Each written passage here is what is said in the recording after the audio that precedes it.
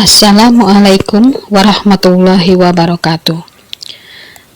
Pada kali ini kita akan mempelajari tentang tekanan zat dan penerapannya dalam kehidupan sehari-hari.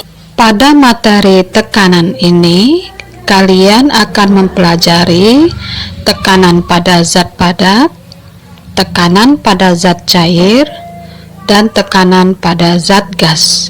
Pada video sebelumnya, kalian sudah mempelajari tekanan pada zat padat, dan hari ini kita akan mempelajari tekanan pada zat cair yang meliputi tekanan hidrostatis, hukum Archimedes, dan hukum Pascal. Mari kita pelajari tekanan hidrostatis. Posisi gambar yang manakah yang merasakan tekanan hidrostatis atau tekanan air yang paling besar? Apakah gambar 1, gambar 2, gambar ketiga, atau gambar keempat? Dari ketiga posisi orang pada gambar di bawah ini, posisi yang manakah yang mendapatkan tekanan hidrostatis paling besar? Mengapa dinding bendungan air pada gambar di bawah ini semakin ke bawah semakin tebal? Tahukah kamu apa sebabnya? Perhatikan sketsa gambar pada percobaan tekanan hidrostatis di bawah ini. Tahukah kalian mengapa semakin ke bawah semakin jauh pancaran air yang dihasilkan? Saat kamu masuk ke dalam air sebatas pinggang, apakah terasa ada tekanan dari air tersebut? Sekarang masukkan lagi tubuhmu ke dalam air sebatas leher. Apakah terasa ada tekanan dari air tersebut? Semakin besar atau semakin kecilkah tekanan oleh air tersebut? Sekarang masukkan seluruh tubuhmu ke dalam air. Apakah terasa ada tekanan pada telingamu? Semakin besar atau semakin kecilkah tekanan air tersebut? Semakin dalam kamu menyelam, maka akan semakin besar tekanan oleh air yang kamu rasakan. Mengapa demikian? Untuk mengetahui jawaban dari pertanyaan-pertanyaan tadi, ayo kita lakukan percobaan. Bahan yang harus kalian siapkan: 2 buah gelas kimia, pipa U atau selang yang dibentuk U, corong, air yang berwarna atau diberi warna, minyak kelapa, balon untuk menutup corong, dan mistar. Kalau tidak memiliki gelas kimia, bisa kalian ganti dengan wadah yang lainnya. Nah, bahan-bahan yang tadi ibu sebutkan, kalian rangkai seperti pada gambar rangkaian percobaan di layar. Langkah kerja praktikum yang pertama, isilah gelas kimia atau boleh diganti dengan wadah lain dengan air. Lalu masukkan corong ke dalam gelas kimia dengan kedalaman sesuai yang tertera pada tabel.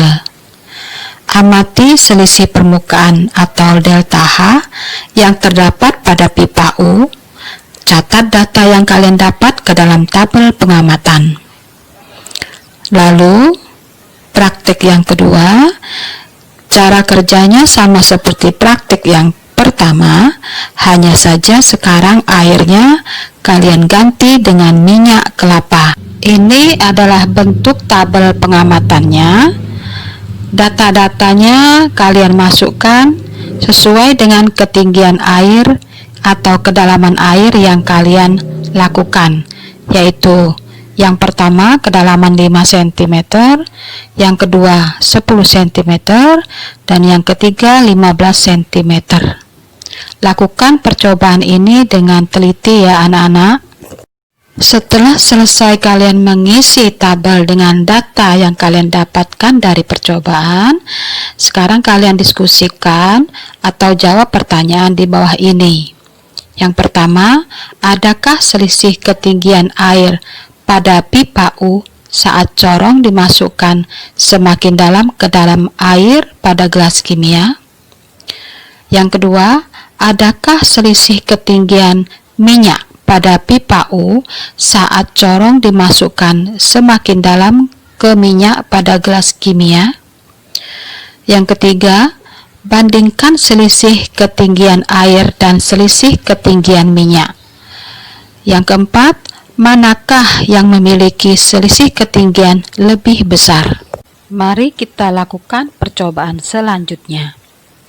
Bahan yang harus kalian siapkan: pertama, minyak 1 liter, kedua, air 1 liter, ketiga, timbangan. Langkah kerjanya: pertama, kalian timbang massa minyak dengan timbangan, lalu hitung massa jenisnya dengan rumus yang tertera di bawah ini, yaitu Rho sama dengan massa dibagi volume, dengan simbol Rho sama dengan M/V. Lalu langkah kedua, kalian timbang pula massa air dengan timbangan, lalu hitung massa jenisnya dengan rumus yang sama, yaitu Rho sama dengan massa dibagi volume. Lalu diskusikan atau jawab pertanyaan di bawah ini. Manakah yang nilai massa jenisnya lebih besar? Airkah atau minyakkah? Setelah melakukan kedua aktivitas di atas, maka kamu mengetahui bahwa kedalaman zat cair dan massa jenis zat cair mempengaruhi tekanan zat cair tersebut. Tekanan zat cair tersebut disebut tekanan hidrostatis. Semakin dalam zat cair, maka semakin besar tekanan hidrostatis yang dihasilkan. Semakin besar massa jenis zat cair, maka semakin besar pula tekanan hidrostatis yang dihasilkan. Semakin dalam zat cair, maka semakin besar tekanan yang dihasilkan. Tentunya sekarang kalian dapat memahami mengapa dinding bendungan semakin ke bawah semakin tebal. Juga kalian dapat memahami mengapa dada kita terasa sesak saat kita menenggelamkan tubuh kita sebatas dada saat berada di kolam atau di sungai. Dan tentunya juga kalian bisa menebak posisi penyelam yang manakah yang mendapat tekanan lebih besar. Dan kalian juga dapat memahami pada percobaan di bawah ini mengapa pancuran air pada lubang paling bawah lebih jauh jangkauannya dibanding kedua lubang yang berada di atasnya. Hukum tekanan hidrostatis ini juga penting diperhitungkan saat pembuatan kapal selam, sehingga mampu menyelam ke dalam laut dengan kedalaman ratusan meter tanpa mengalami kebocoran atau kerusakan akibat adanya tekanan hidrostatis.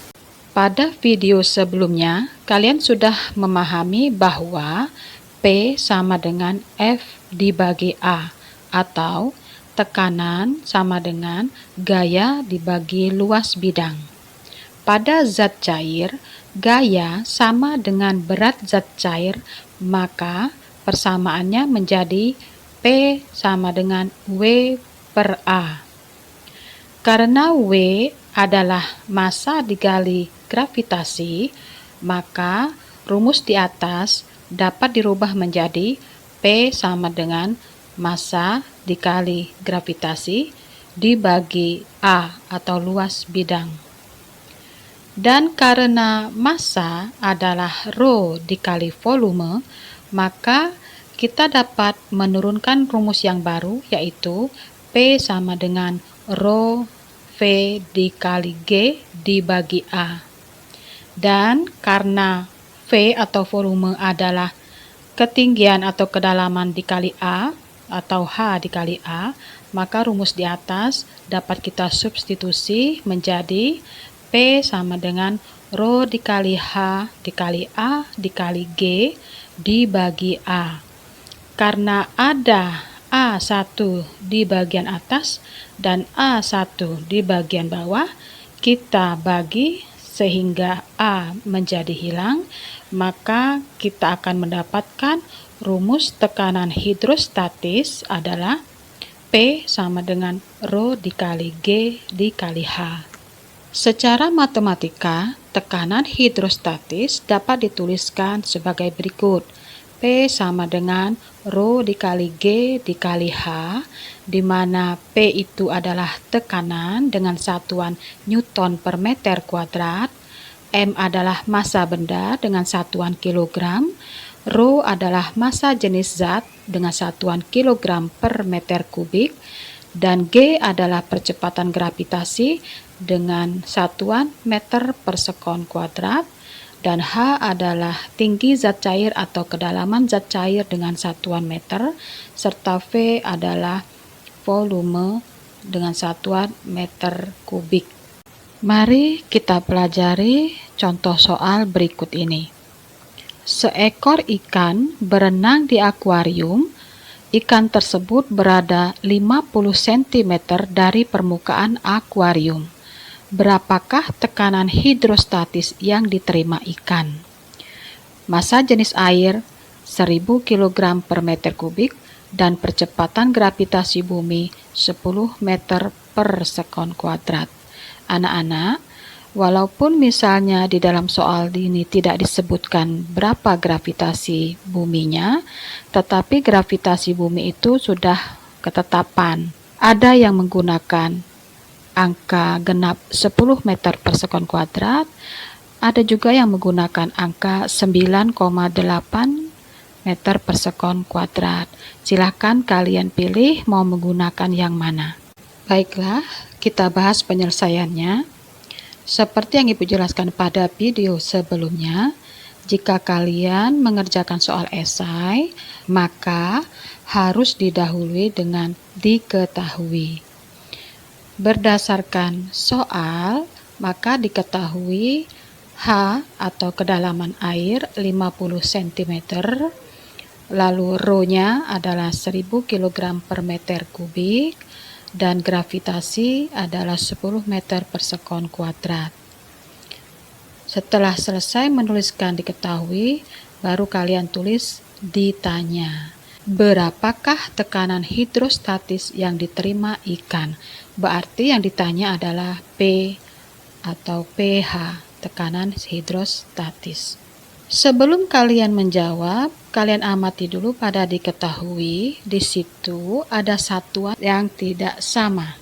Langkah pertama, kalian harus menyamakan dulu satuannya. Karena di situ lebih banyak satuan MKS-nya, yaitu meter per sekon dan kilogram per meter kubik, maka sebaiknya kita menggunakan satuan MKS. Maka sentimeter harus kalian ganti menjadi meter, yaitu 50 cm sama dengan 0,5 meter. Baru kemudian melanjutkan jawaban. Kalian tulis dulu rumusnya, yaitu pH atau P sama dengan Rho dikali gravitasi dikali kedalaman atau ketinggian air. Sekarang kita masukkan angka-angkanya. Rho-nya adalah 1000 kg per meter kubik, kemudian dikali gravitasi 10 meter per sekon kuadrat, lalu dikali kedalaman air yaitu 0,5 meter. Maka hasilnya 1000 dikali 10 dikali 0,5 adalah 5000 Newton per meter kuadrat atau Pascal. Sekarang kita pelajari contoh soal yang kedua. Seorang penyelam sedang melakukan penyelaman pada kedalaman 10 meter di bawah permukaan air. Apabila massa jenis airnya 1000 kg per meter kubik dan percepatan gravitasi buminya 10 meter per sekon kuadrat, maka cari dan tentukanlah tekanan hidrostatis yang dialami oleh seorang penyelam tersebut. Baik, mari kita pelajari penyelesaiannya. Seperti sebelumnya, kita tulis dulu diketahui. Kedalamannya adalah 10 meter, H sama dengan 10 meter. Kemudian massa jenis Rho adalah 1000 kg per meter kubik.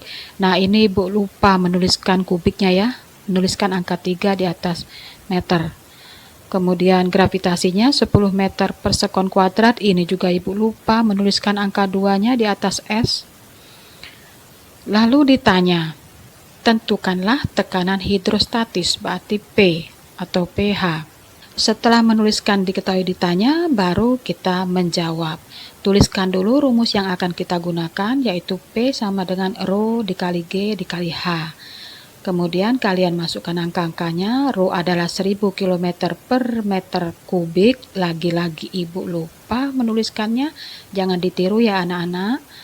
Kemudian gravitasinya 10 meter per sekon kuadrat, juga lupa menuliskan angka 2-nya. Dan hanya adalah 10 meter. 1000 dikali 10 dikali 10 hasilnya adalah 100.000 Pascal. Mari kita bahas contoh soal yang ketiga. Seekor ikan berada pada bak air seperti pada gambar berikut. Jika massa jenis air 1000 kg per meter kubik dan percepatan gravitasinya 10 Newton per kilogram, tekanan hidrostatis yang diterima ikan adalah. Mari kita bahas penyelesaiannya. Ingat, kedalaman diukur dari permukaan zat cair, bukan dari dasar zat cair. Seperti yang sudah-sudah, kita tulis dulu diketahui. Cara mencari kedalaman, yaitu H, adalah 140, itu ketinggian seluruh air, dikurangi 60, yaitu posisi di mana ikan berada. Jadi hasilnya adalah 80 cm. Kemudian Rho-nya atau massa jenis airnya 1000 kg per meter kubik dan gravitasinya 10 Newton per kilogram. Nah, kalian amati lagi, jangan sampai lengah. Di sini satuannya tidak sekelompok atau tidak sejenis. Ada yang MKS, ada yang CGS. Dikarenakan di sini Rho dan gravitasi menggunakan satuan MKS, maka sebaiknya kita merubah satuan CGS menjadi MKS, yaitu ketinggian atau kedalaman air 80 cm, kalian rubah dulu menjadi meter, yaitu 0,8 meter. Setelah selesai, kita tulis ditanya, yaitu tekanan hidrostatis atau pH, titik-titik, lalu kita jawab. Jangan lupa menuliskan terlebih dahulu rumusnya. pH sama dengan Rho dikali G dikali H. Lalu kalian masukkan angka-angkanya. Rho 1000 kg per meter kubik, kemudian gravitasinya 10 Newton per kilogram, lalu kedalaman airnya 0,8 meter. 8.000, satuannya adalah Newton per meter kuadrat atau boleh kalian gunakan Pascal. Nah anak-anak, di sini Ibu menyediakan 2 buah soal latihan untuk kalian kerjakan di buku latihanmu. Kalian kerjakan soal ini baik-baik, kemudian dikumpulkan. Demikianlah pembelajaran kita hari ini tentang tekanan hidrostatis. Mudah-mudahan anak-anak bisa memahaminya dengan baik. Pada video selanjutnya, Ibu akan membahas tentang hukum Archimedes.